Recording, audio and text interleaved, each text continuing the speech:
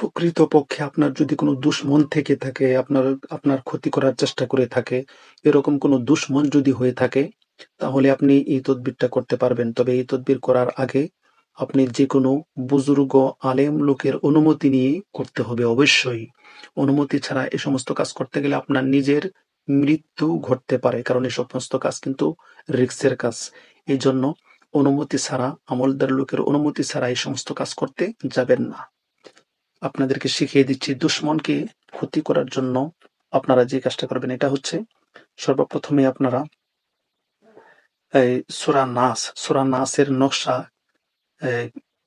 Work ওয়াহাবীদের মধ্যে লিখবেন, মেশক, জাফরান, রোশনি, হাবরু, মাবরু এই সমস্ত কালি দিয়ে আপনি লিখবেন। কাগজের মধ্যে লিখে আপনি রাতের বেলায় আগুনের মধ্যে সেই কাগজটা জ্বালিয়ে দিবেন। যখন জ্বালাবেন তখন দুশমনের কথা চোখ বন্ধ করে মনে মনে খেয়াল করবেন, তাহলেই সেই দুশমনের ক্ষতি হয়ে যাবে। এরপর আপনি দেখতে পারবেন কি হয় আল্লাহ পাকের হুকুমে। তবে নিষিদ্ধ স্থানে, শরীয়তে নিষিদ্ধ স্থানে এই কাজ করা যাবে না, এটা আমিও নিষিদ্ধ করে দিলাম আপনাদেরকে।